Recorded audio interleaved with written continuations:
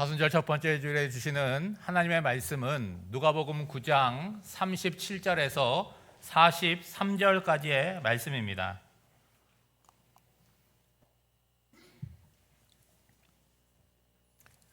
하나님의 말씀을 봉독하겠습니다.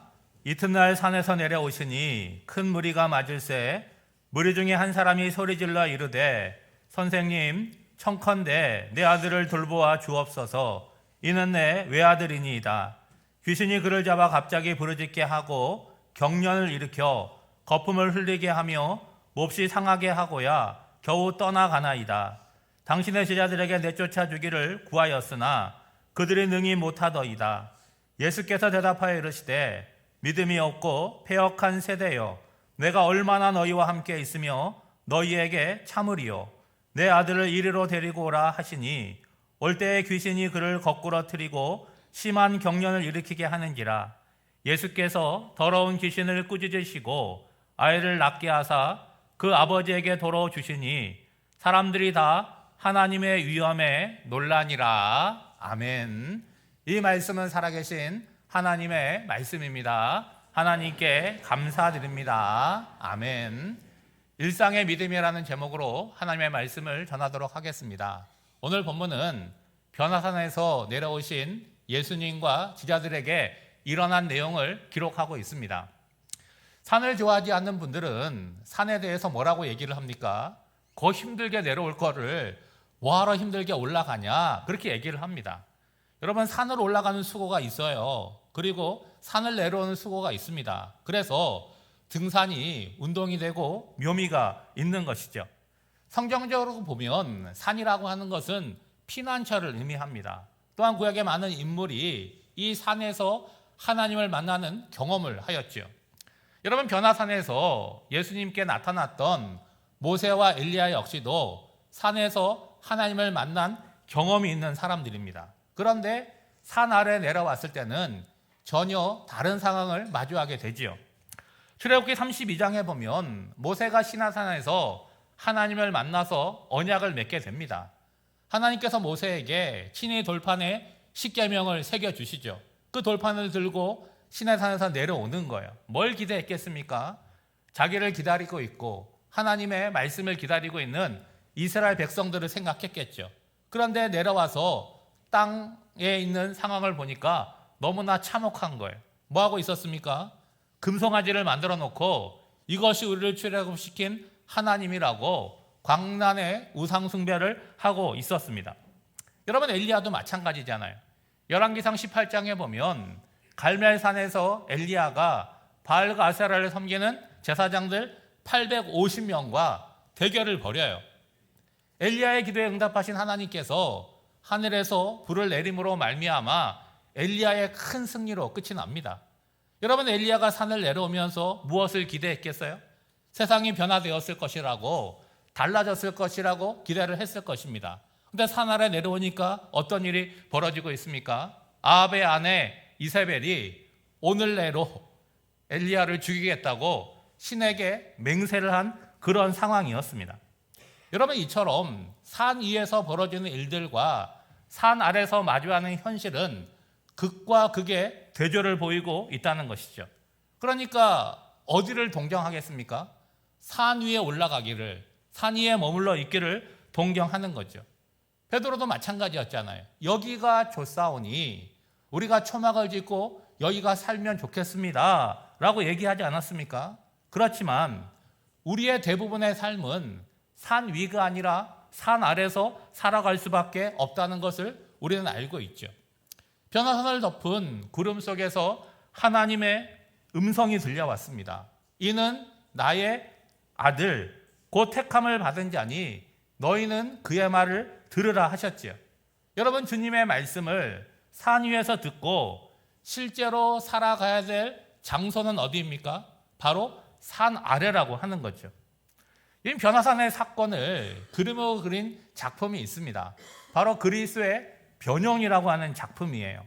이 작품은요, 미켈란젤로, 레오나르도 다빈치와 더불어서 르네상스의 3대 거장으로 불리는 라파엘로의 마지막 작품 유작입니다.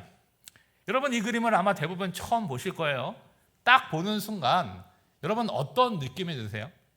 저는 이 그림을 처음 보는 순간 그리스도의 부활, 그리스도의 승천 이런 느낌이 들었습니다. 여러분 이 그림의 제목을 그리스도의 변형이라고 하지 않고 그리스도의 부활 혹은 그리스도의 승천이라고 지었다라고 한다면 제목이 이상한데 그럴 분이 아무도 없을 거예요. 이 그림은요 크게 두 부분으로 나누어 볼 수가 있습니다. 바로 산 위에서 일어난 부분과 산 아래에서 나타난 부분으로 나눌 수가 있죠. 여러분 산 위의 모습은 어떻습니까? 찬란하고 영광스럽습니다. 여러분 누가 봐도 가운데 센터에 계신 분이 예수님이시죠. 그리고 오른쪽에 계시는 분이 누구 같습니까? 모세입니다. 모세인지 어떻게 알아요? 그 가슴에 십계명 돌판을 안고 있습니다. 그러니까 자연스럽게 왼쪽에 있는 분이 엘리야이겠죠. 그리고 그 아래에는 누가 있습니까? 제자들이 엎드려져 있어요. 여러분 전체 그림을 생각해 보면 제자들이 엎드려 있는 부분은 그림의 정가운데 위치하고 있습니다. 산 위에는 틀림이 없지만 산 위에서는 어디에 있어요? 가장 바닥 부분에 있다는 거예요. 어떤 모습입니까? 깊은 잠에서 깨어난 거예요. 그렇죠? 그리고 눈앞에 펼쳐진 이 찬란한 모습에 대해서 두려움을 갖고 있습니다. 그리고 너무 눈이 부시니까 손으로 눈을 가리고 경이로운 표정으로 보고 있는 것이죠. 여러분 가장 왼쪽에 있는 사람이 야고보입니다. 그리고 가운데가 베드로이고 오른쪽이 요한이에요. 여러분 현재는 어디에 있습니까? 산 위에 엎드려져 있어요.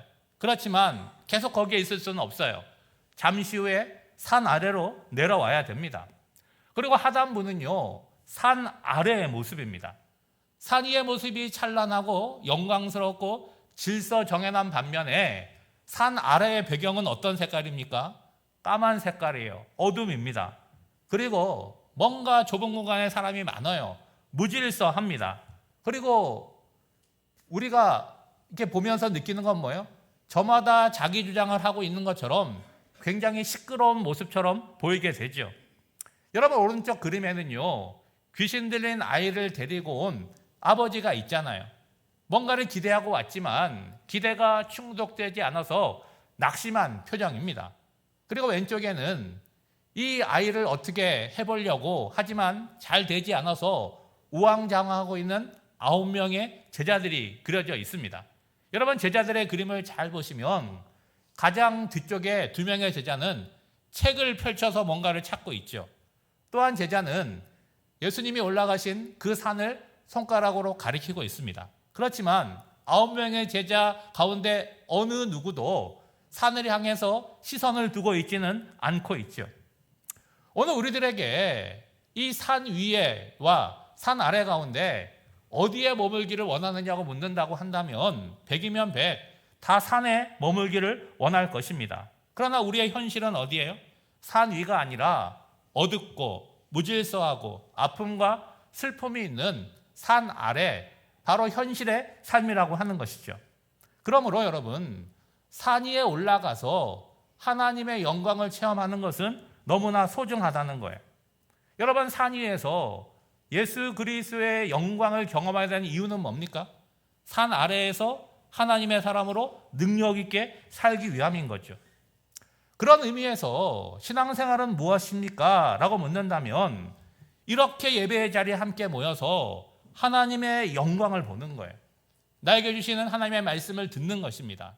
깨닫고 은혜를 체험하는 거죠. 그리고 다시 어디에 가는 거예요? 우리가 왔던 일상의 자리로 나아가는 거예요. 그곳에서 어떻게 살아가는 거예요? 세상 사람이 아니라 하나님의 사람으로 살아가는 것이 신앙생활입니다. 우리가 믿는 기독교는요 속세를 떠나라고 말하지 않잖아요. 오히려 어디예요? 일상의 삶의 자리로 깊숙이 들어가라고 얘기를 합니다. 근데 그냥 들어가는 것이 아니잖아요. 하나님의 말씀을 듣고 들어가라는 거예요. 은혜를 받고 들어가라는 것입니다. 능력을 가지고 들어가라는 거예요. 여러분 교회는 어디에 위치하고 있습니까? 외딴 곳에 위치하고 있지 않아요.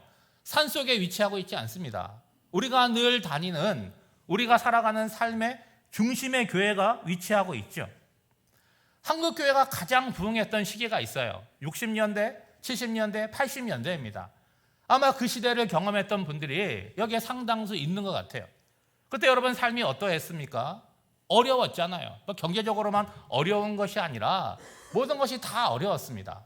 그래서 예수를 믿는데 하나님이 도와주시지 않으면 살아갈 수 없다는 고백이 있었어요. 그러니까 예배를 드리면서 안 울었던 날이 없잖아요. 여러분 금요기도회 1시간 하고 갔던 때가 아니잖아요. 모이면 뭐 했어요? 철야기도 했어요. 예, 밤에 모여가지고 새벽기도까지 하고 왔어요. 그렇게 간절하게 하나님 앞에 엎드렸고 하나님을 구했습니다. 그래서 어떻게 되었습니까? 복 받았잖아요. 여러분 그때의 신앙을 어떤 분들은 너무 기복적이라고 얘기를 하는 분들이 있는데 여러분 신앙은 기본적으로 복을 구하는 거예요. 여러분 당시의 일상의 삶은 정말 가난했고 어려움이 많았지만 예배를 드릴 때마다 뭐 한 거예요? 은혜를 받은 거잖아요. 그 은혜를 갖고 눈물을 흘리면서 살 수밖에 없었던 현실을 기쁨과 감사로 살아온 거예요. 그러니까 어떻게 보면 과거에 우리 믿음의 선배들의 삶은 어려웠는지 모르겠지만 신앙적으로 볼 때는 어땠을까? 능력이 있고 힘이 있고 행복했을 것이다 라는 생각을 하게 되는 거죠. 지난주 우리가 나누었던 변화산의 체험이 주일에 함께 모여서 드리는 예배라고 한다면 오늘 본문은 뭐예요? 이제 일상의 삶의 자리 산 아래로 내려가서 살아가야 될 한 주간의 삶에 대한 이야기를 하고 있는 거죠. 이제 변화산의 영광스러운 시간이 지나갔습니다. 예수님과 베드로와 야고보와 요한이 산 아래로 내려온 거예요. 그랬더니 거기에 사람들이 많이 모여요. 여러분 사람들이 많이 모여 있는 이유가 뭡니까? 구경거리가 있어서 모이는 거예요. 여러분 많은 사람들이 모여 있는데 문제에 대한 인식과 호소는 누가 하는 거예요? 가장 간절한 사람, 급박한 사람이 하는 것입니다. 예수님께 한 사람이 달려와서 다짜고짜 내 아들을 돌보아 달라고 간청을 하죠. 그의 간절한 호소는 왜 하는 것입니까? 하나밖에 없는 아들이 심각한 질병 가운데 놓여져 있다는 거예요. 여러분 39절 말씀에 보면 귀신이 그를 잡아 갑자기 부르짖게 하고 경련을 일으켜 거품을 흘리게 하며 몹시 상하게 하고야 겨우 떠나가나이다. 그러니까 자신의 아들이 귀신에게 사로잡혀 있다는 거예요. 그래서 귀신이 역사하면 발작을 일으키게 되고 스스로를 통제할 수 없다는 거예요. 땅에 거꾸러지고 입에서는 거품이 나오고 그리고 경련을 일으키게 된다는 것이죠. 여러분 의학적으로 이 증상을 보면 이게 뇌전증이잖아요. 여러분 마태복음에 보면 동일한 본문을 이야기하고 있을 때 간질병에 걸렸다 그렇게 이야기하고 있습니다. 여러분 우리가 인생을 살아나가면서 경험하게 되는 고통이 굉장히 다양합니다. 그런데 가장 큰 고통이 뭔지 아세요? 내 자녀가 필요가 있는데 부모로서 그것을 해줄 수 없을 때 고통스러운 거예요. 무엇보다도 내 자녀가 육체적으로 아파하고 고통을 당하고 있습니다. 그런데 부모로서 아무것도 해주지 못할 때 그거 이상 고통스러운 게 없는 거죠. 여러분 이 아버지는 이 아들을 위해서 안 해본 게 없겠죠. 다 좋다는 데는 다 가봤을 것입니다. 그런데 결과는 어떻게 되었다는 거예요? 차도가 있지 않고 점점 더 아프게 되었다는 거예요. 그러니까 아버지에게 있어서 매일매일이 매순간이 고통스러웠겠죠. 그러던 가운데 예수님에 대한 소문을 들은 거예요. 그래서 기대감을 갖고 예수님께 왔는데 예수님이 산에 올라가시고 안 계시잖아요. 그래서 제자들에게 치유를 부탁했는데 어떻게 되었다는 거예요? 40절 말씀해 보면 당신의 제자들에게 내쫓아주기를 구하였으나 그들이 능히 못하더이다. 마지막 기대를 갖고 예수님께 왔는데 그 기대마저 어떻게 된 거예요? 무산이 되었다는 거예요. 오늘 본문의 시대에서 여러분 누구의 제자라고 한다면 말로만 그렇게 하면 되는 것이 아닙니다. 스승이 없을 때 스승을 대변할 수 있어야 되는 거예요. 스승만큼은 못하더라도 우리 스승의 가르침이 무엇인지 우리 스승이 행하는 능력이 무엇인지를 보여줄 수 있어야 되는 거죠. 그것을 여러분 예수님의 제자에게 적용해 본다면 어떻겠습니까? 지금 산 아래에 있는 9명의 예수님의 제자들이 예수님이 계시지 않잖아요. 그러니까 뭘 할 수 있어야 돼요? 예수님이 하셨던 것처럼 병자를 고칠 수 있어야 되고 귀신 정도는 쫓아낼 수 있어야지 예수님의 제자라고 하는 것을 증명해 보일 수 있다는 거예요. 오늘 본문인 누가복음 9장의 처음 시작인 1절부터 보시면 예수님께서 제자들을 현장으로 파송하는 내용이 나옵니다. 그런데 여러분 그냥 보내신 게 아니에요. 1절과 2절 말씀을 보면 예수께서 12제자를 불러 모으사 모든 귀신을 제어하며 병을 고치는 능력과 권위를 주셨다는 거예요. 능력을 주시고 어떻게 한 거예요?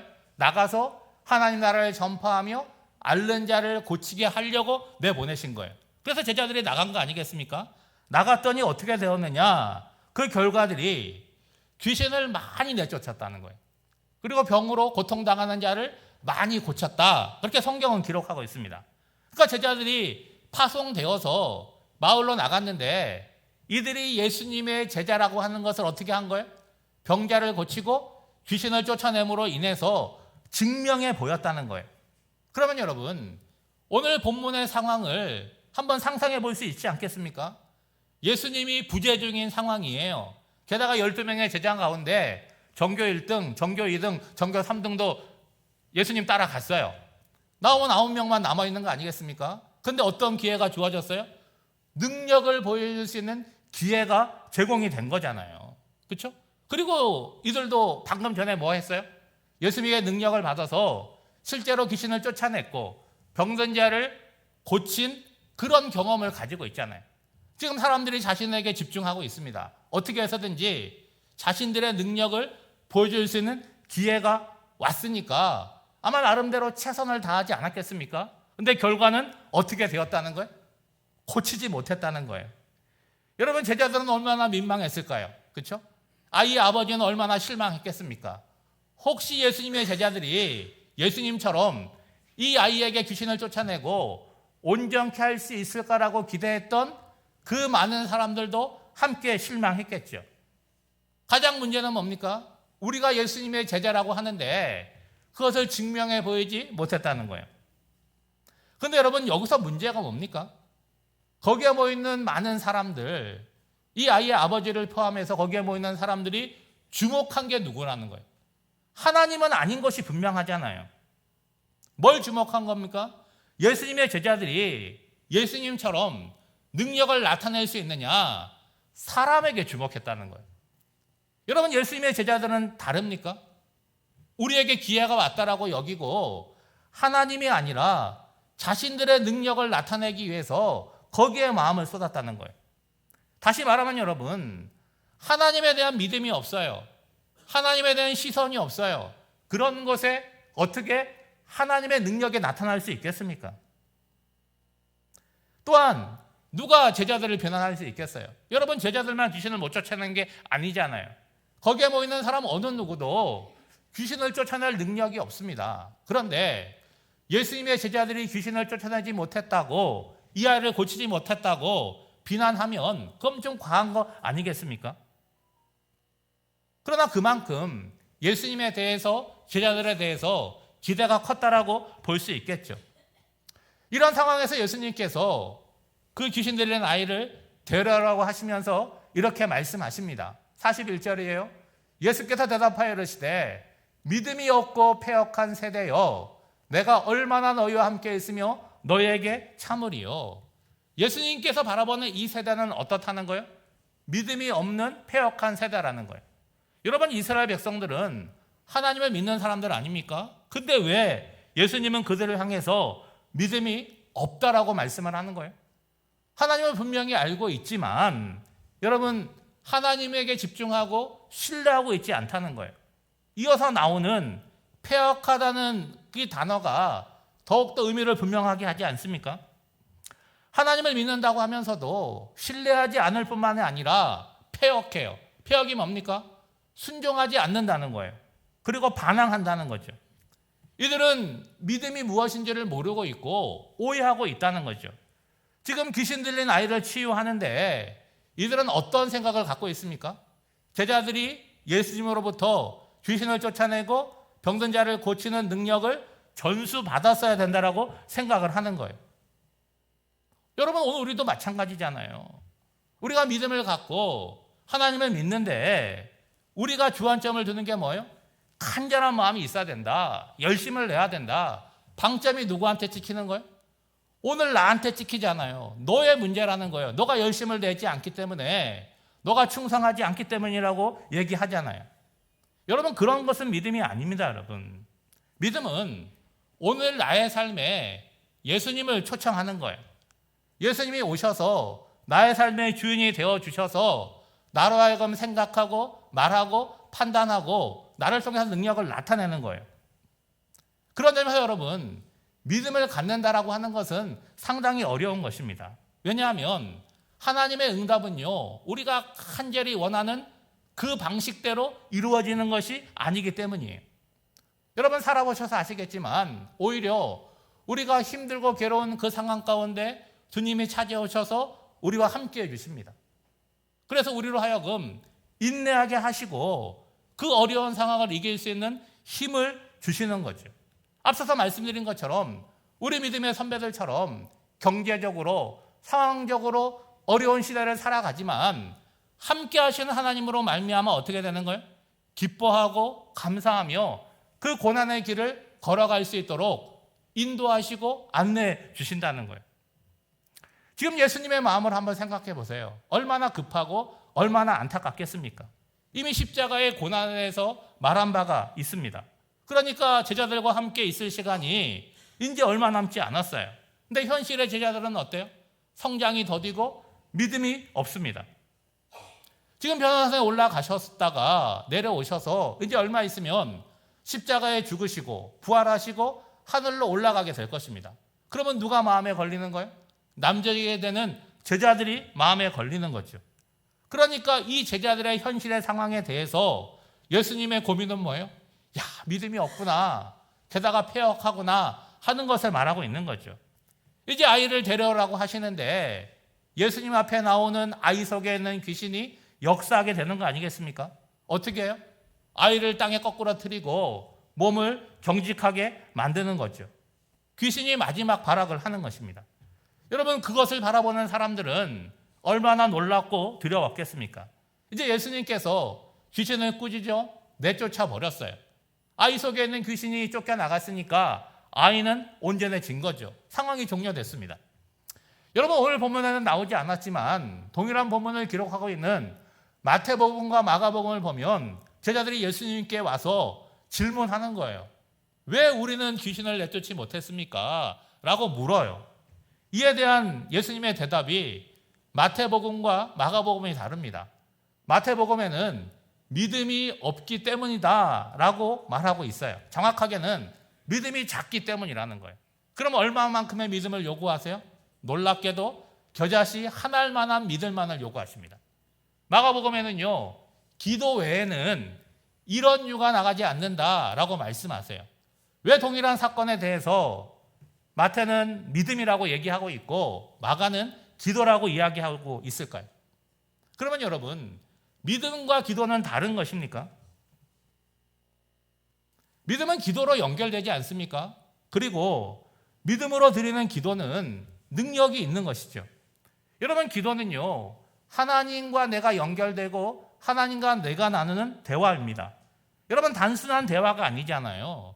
대부분의 우리의 기도는 하나님의 도우심을 구하는 내용으로 채워집니다.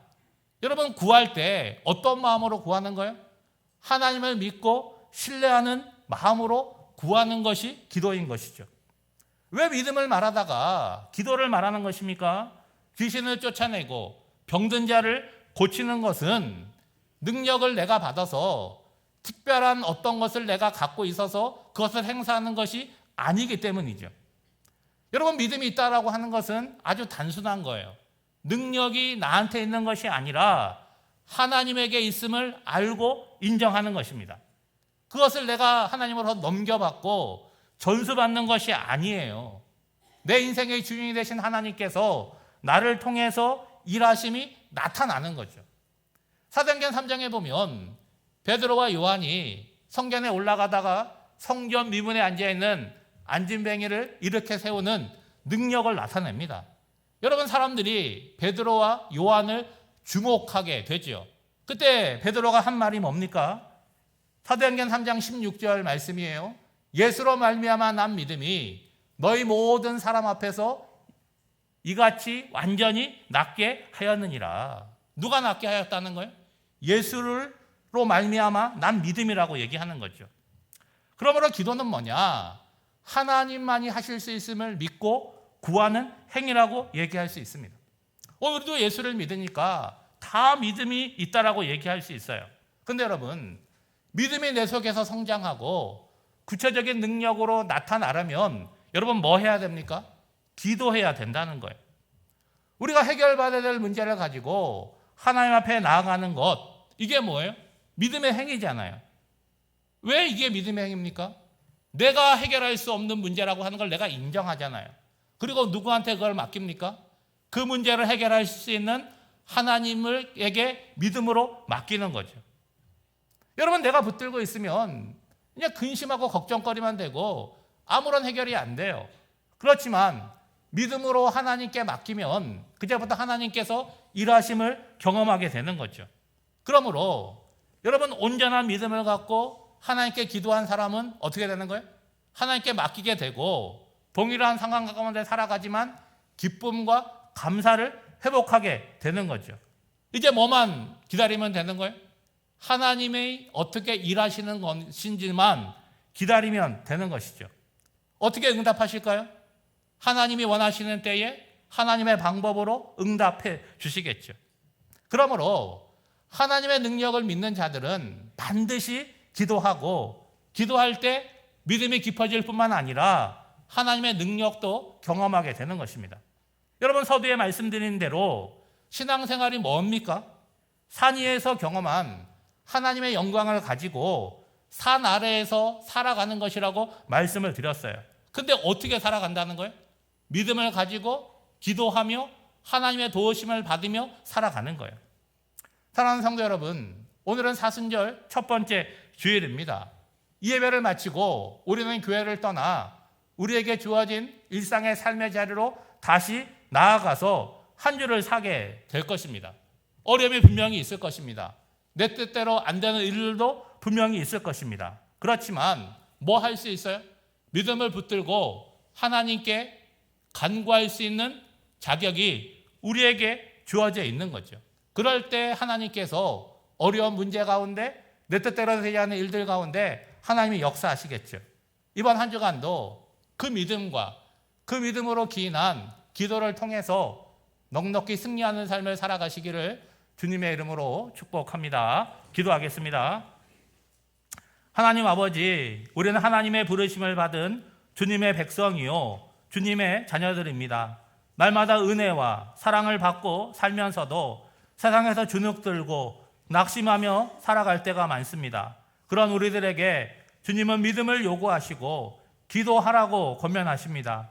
내일부터 시작되는 일상의 자리에 믿음을 가지고 주의 뜻을 구하며 나아갑니다. 우리를 붙들어 주시고 세상의 하나님의 자녀로 넉넉히 승리하며 살아갈 수 있도록 인도하여 주시옵소서. 예수님의 이름으로 기도하옵나이다. 아멘.